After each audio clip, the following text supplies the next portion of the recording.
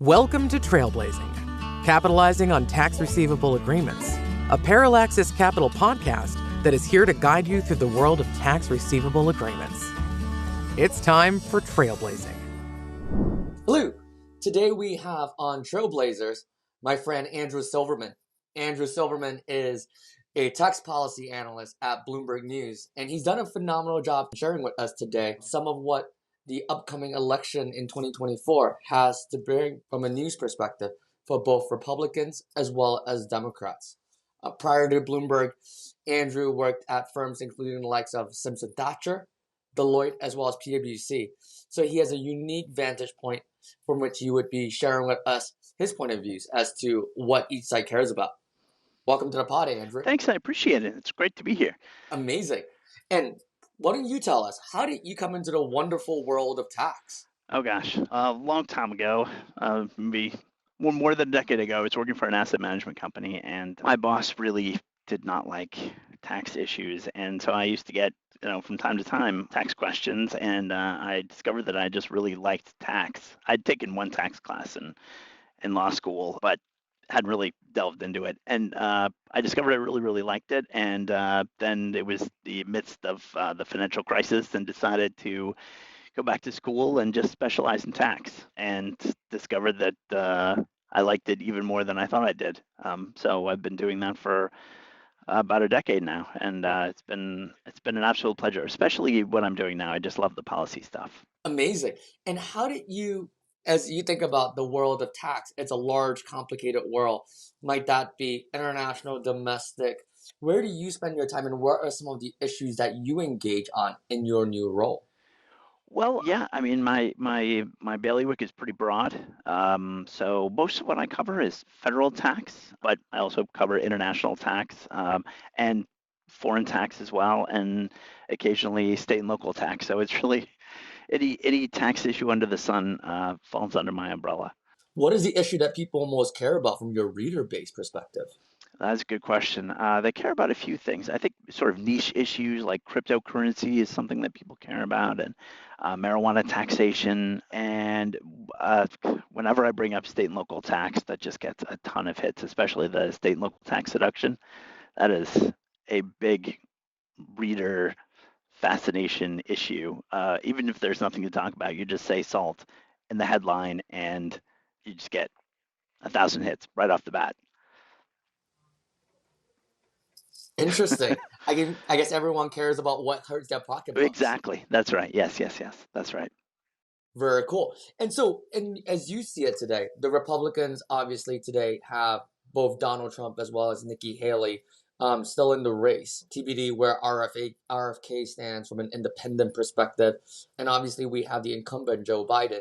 I mean, what are their biggest policy pushes on either side of the equation from a Republican and Democrat perspective? Right. So what the Republicans want most of all is to make the Tax Cuts and Jobs Act permanent. And as part of that, there are a couple of pay-fors in the Tax Cuts and Jobs Act that paid for, the corporate tax rate deduction, and the partnership tax deduction, like the interest expense deduction that they would like to shift back. Right now, in order to deduct your interest expense, you use EBIT. Just a couple of years ago, you were able to use EBITDA, and so by taking amortization out of the calculation, it reduces the ability of companies to reduce their interest expense. So that's one of the things they want to switch back. They want to be able to allow companies to expense their R&D again. These are all things that are in the tax framework. The chairman of the Ways and Means Committee, Chairman Smith, and the chairman of the Finance Committee, Chairman Wyden, have discussed, and the House has passed, and it's in the Senate right now. And then I think some of the so also capital expensing is something that the Republicans want. But then sort of more broadly, Trump has said he wants to reduce the corporate tax rate to 15%. So in order to do that, he would have to come up with some enormous revenue raiser, because it's equivalent to about $100 billion, over 10 years to reduce the corporate tax rate by 1 point. So you'd have to come up with some way to pay for all of this. And his proposal was to institute a broad tariff for all products coming into the United States. So sort of bring us back to a pre-20th century tax position for the United States. We used to have something like that. Obviously, we haven't had that in a really, really long time. The other thing that Republicans want is they want to reinstitute a lot of the tax extenders that have now gone expired. So, for example, the Democrats were able to get a lot of the things that they wanted and tax extenders already in the Inflation Reduction Act. The Republicans weren't able to get anything because the Democrats were able to pass the Inflation Reduction Act on their own. So things like expensing for mine safety equipment, things like that, and faster depreciation tax rate for racehorses, Senator McConnell's favorite tax extender. But broadly speaking, the Republicans have also said that they want to completely repeal the Inflation Reduction Act and get rid of all of the energy perks that the Democrats have put into place. I think that's probably something that would be unlikely for them to accomplish unless they have just an enormous majority in the House and the Senate. And there are a fair amount of Republicans that like a lot of what's in the Inflation Reduction Act. So saying that they would repeal the entire thing, it's probably going to come down to sort of like, a couple of small provisions. Maybe clean hydrogen is something they could repeal. But the solar tax deduction, the wind tax deduction, those things are pretty popular. So I don't know if they could get rid of that completely. They've also talked about indexing the capital gains tax to inflation, repealing the estate tax, and permitting the unlimited carryback of NOLs. And I should point out also that Nikki Haley has said that she wants to end the state and local tax deduction completely and get rid of the federal gasoline tax. So I think that's, for the most part, that's where the Republicans. That's a very full agenda. Yeah, it is a very full agenda. So they have a lot that they like to accomplish if they are able to win large majorities in the House and the Senate. And how about the Democrats? What do they care most about? The two big things are the child tax credit, making that bigger, obviously, and then improving housing. So they would like to bolster the low-income housing tax credit. There's also actually a middle-income tax credit they would like to get adopted.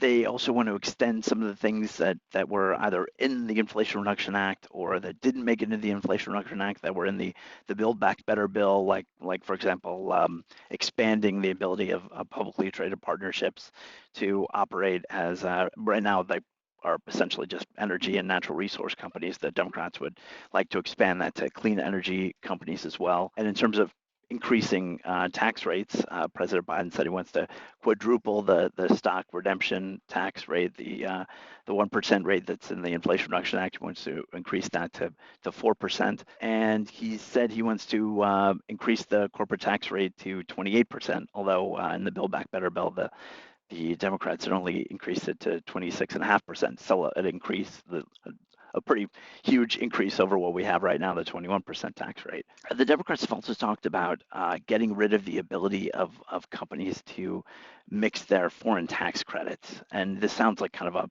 a minor issue, but companies being able to take their high tax foreign tax credits and their low tax foreign tax credits and mixing them together allows them to reduce their total taxes by $6 billion a year. So it's actually a pretty big amount that they're able to reduce their taxes by just sort of mixing those credits. And the Democrats would say, no, you have to do it on a country by country basis. Another thing that the Democrats have proposed is capping the amount of debt that a company can push off in a spinoff. So they're essentially trying to come up with a lot of ways to raise the amount of income that's coming into the federal government's coffers. Understood. One of the things that is always a big question mark, it sounds like there's a lot going on. Just to hit on what you shared on foreign tax credits, what are both sides thinking about the more recent OECD bill on both Pillar 1 and Pillar 2? So that's a great question. Generally speaking, the Democrats and the Republicans both are opposed, I would say, to pillars 1 and 2, even though President Biden and Secretary Yellen have expressed support for what the OECD is doing, especially the Republicans, but a fair number of Democrats as well, are not at all supportive of what Europe is, and mostly Europe is trying to do with Pillar 1 and Pillar 2, because they think that those taxes are aimed at U.S. companies. And in fact, the Democrats had the ability to adopt Pillar 1 tax or put in Pillar 2 measures in the Inflation Reduction Act. They chose not to do that. And so the chairman of the Ways and Means Committee went to the OECD and tried to push them to not adopt these measures. Countries are already adopting Pillar 2 measures to increase the amount of minimum tax that companies have to pay. Especially if we have Republicans in the administration, I think that's probably going to result in a pretty bad outcome. Either the OECD and the EU are going to probably have to accept the fact that the U.S. already has a minimum tax that fits the requirements for a global minimum tax, or we might just get a huge trade war, because the U.S. is probably not going to stand for other countries adopting a minimum tax that are solely applied to, or mostly applied to U.S. companies. Got it. From a sector-specific point of view, I mean, you shared some of the items that were pretty interesting as it pertains to, might that be a racetrack, a racehorse deduction, among others. Which sectors in your mind are the most benefited as a result of a Republican or Democrat nominee for the president? Well, certainly clean energy companies would be the biggest beneficiaries of the Democrats winning large majorities in the House and the Senate and maintaining the presidency. The sectors that the Republicans said got the biggest benefit from the Tax Cuts and Jobs Act, generally speaking, were industrials and financials, mostly because those companies have an effective tax rate that's closest to the statutory tax rate. So when you bring down the statutory tax rate, those companies' effective tax rates also fall pretty substantially as well. Yeah, I guess in terms of other sectors, I mean, tech companies, pharmaceutical companies have low tax rates regardless of who's in control of the House and the Senate. But yeah, I mean, I think higher tax companies, natural resource companies, would benefit more from having Republicans in control of the presidency and the House and the Senate, I would say. Got it. And as you think about the items, might that be, what are items that they're most willing to play ball on, that they are necessarily utilizing as a negotiation on a go-forward basis as you think about the various parties? It sounds like a big baby of the Democrats is the clean energy revolution, and for the Republicans, they are utilizing primarily tariffs in order to balance their budgets. What do you think is core issues that they are most likely to be willing to give on in order to achieve their ultimate policy outcomes?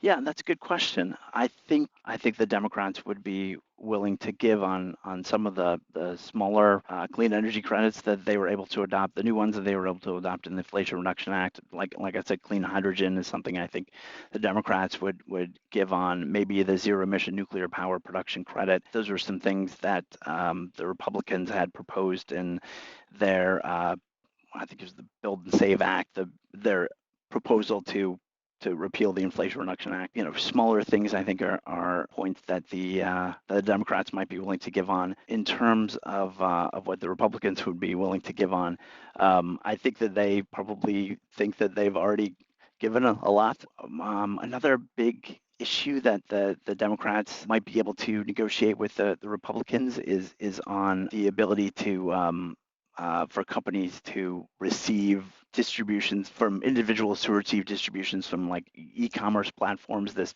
concept that used to be under the old law, you could receive $20,000 in aggregate payments and 200 transactions annually without that distributor making a filing to the IRS. Now, under current law, there's a much lower threshold of $600 in aggregate payments and no minimum transaction ceiling.